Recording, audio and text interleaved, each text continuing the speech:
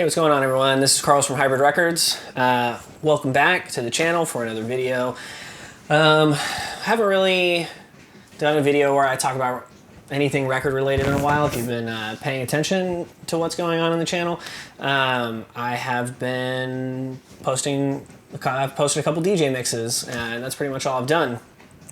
So I figured maybe we'll get back to doing some more record-related discussion kind of content, but I don't really have a whole lot to discuss, really. I mean, yeah, I've been listening to some records, but nothing that I'm feel like I'm dying to talk about. So what I'm going to do is I'm going to pick 5 random records from behind me, and we're going to talk about them. And that's it. Pretty simple. So I'm going to start grabbing some stuff. Hopefully the shelf doesn't topple over on top of me while I do it. Let's see, what section are we in? Parts, let's see what else we got.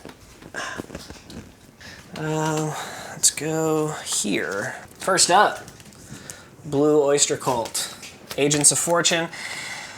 I really have this one because it has Don't Fear the Reaper on it. I much prefer their earlier stuff, specifically the first album. The song She's As Beautiful As a Foot is a crazy song, as you can tell by the title. But yeah, I have a lot of Blue Oyster Cult records, maybe not all ones that I listen to on a regular basis, but it's because that was the first live band I ever saw.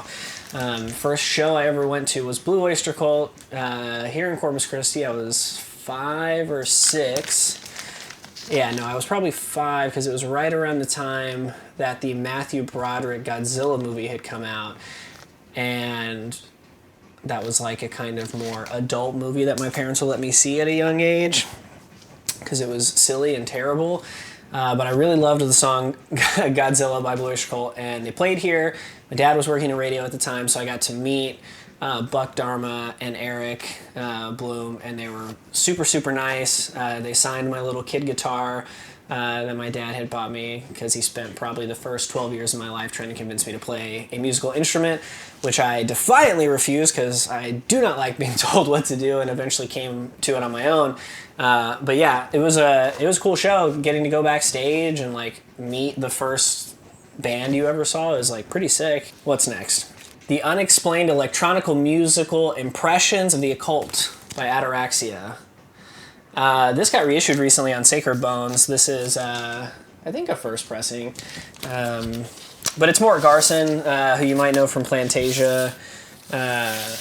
Did that record. Did a lot of electronic kind of stuff back in the day. And this record came in a buy at the shop before the Plantasia reissue happened and before that kind of craze started. And I just remember thinking hey, this is a really weird record. And I didn't even really look that far into Anaxia to find out there was a guy who did a bunch of other stuff under different monikers and whatnot behind it. But I thought it was cool. I liked it, and so I kept it. I think there was these Nick Pascal records, if I'm not mistaken, on the artist's name, another kind of electronic experimental composer, and they had these stickers on the front that said, "Do not listen if you were stoned." And we had those in the shop for a while, and I really wish I would have kept at least one of those, but I didn't. So that's that on that. And yeah, next one, Jerry Mulligan, self-titled.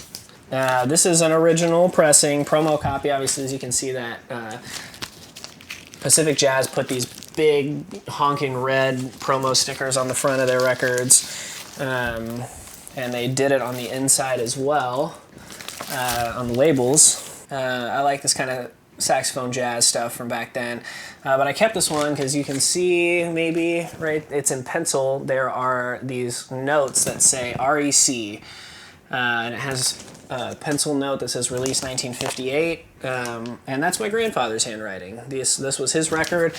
He owned a record store in Amarillo. This one's really funny that I pulled it out. That's the homie, but El Dusty, Cumbia City. Absolute smacker of a record.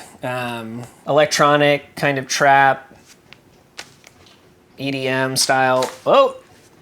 My cat's trying to get out. Stuff with cumbia samples. hold on, let me let him out. So if you're watching this because you just found this video on the internet, and you're not familiar with Hybrid Records or Corpus or the Corpus music scene, and you're not a big Latin music fan, I gotta say, you need to check this out right away. Grammy nominated, Cumbia Anthem on here featuring Happy Colors. There's also a song with Cut Chemist. I mean, really, it's just an album full of bangers. Last but not least, Mothers of Invention, Freak Out. I mean, what am I going to say about this record that hasn't already been discussed or talked about at great length? Probably nothing. But I do like this record a great deal. Wowie Zowie is a great song. Help on the Rock is amazing. I know that Frank Zappa is a somewhat divisive figure, but I like it a lot. I like him a lot. 70s and 80s stuff maybe got a little too wacky for me, but the early Mother stuff and the early solo stuff, especially the jazzier kind of solo stuff, I mean, obviously Hot Rats is amazing. Bongo Fury, the one he did with Beefheart that was recorded at Armadillo Records, great. Early Mother stuff, great. You know what the vibes are. All right. This is my first attempt at this kind of video, just grabbing random records. If it sucks, it sucks, and maybe I won't do it again. But if you liked it, let me know in the comments what kind of stuff you want to see, if you even want to see stuff. I'm going to keep releasing videos no matter what, so you're going to have to deal with that. But subscribe, do all of the YouTube things, follow us at Hybrid Records TX on Instagram and Twitter, hybridrecordstx.com. You can find stuff there. I don't know. Who really cares? We'll catch you next time in the next video. See you later.